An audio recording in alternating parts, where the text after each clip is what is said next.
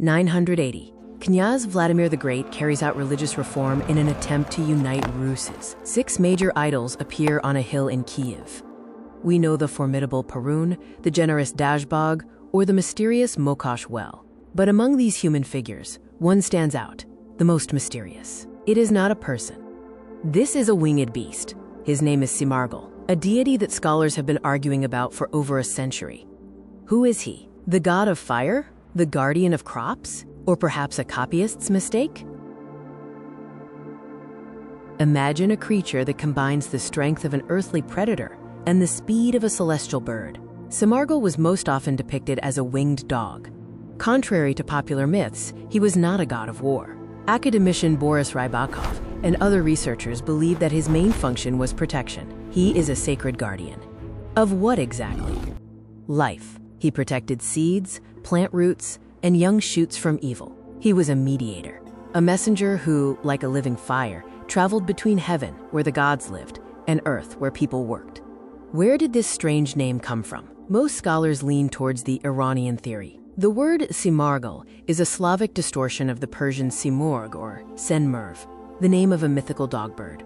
Rus had close contacts with the steppe, the Scythians, Sarmatians, and Alans, from whom it could borrow this image. But there is another, Baltic hypothesis. Some ancient church teachings write this name separately, Sim and RGL. It is assumed that these could be 2 separate deities, the patrons of the family and Rai. However, archaeology still points to a single winged beast. Do we have his portrait? Yes, and it is carved in stone. If you go to Chernihiv, then in the 12th century Boris and Gleb Cathedral, you will see a unique capital. It depicts a fantastic beast, a dog's head, claws, 2 wings, and the tail is intertwined in a complex knot. This is the very beast of Chernihiv, a direct relative of the chronicled Symargl. Its image was also found on the silver bracelets of noble women. This beast is always woven into a floral ornament, which once again confirms that it was associated with agricultural magic and fertility. Symargl is the brother of the Persian Symargl. In Iranian mythology, the Symargl nests on the tree of all seeds. When it flies, seeds fall to the ground, bringing forth a harvest.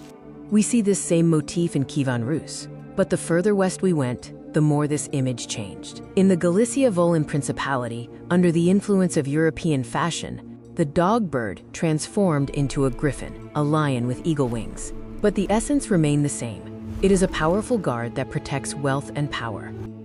Where did Symargl disappear after baptism? He did not disappear without a trace. The church assimilated him because of the similarity of names. The pagan Symargl gave way to Saint Simeon the Pillarman, or Semyon the Summer Guide. His day was celebrated on September 1st. It was the beginning of the new year and the end of the agricultural cycle. On this day, rituals were performed that reminded of the fiery nature of Symargl. The old fire in the furnace was extinguished, and a new, living fire was lit. And in folk superstitions, he probably degraded to the petty spirit of the Paraplat, who confuses roads and plant roots. Symargl is a unique example of how Kievan Rus was part of the global world 1,000 years ago. This god came to us from the east, became part of our pantheon, protected our crops,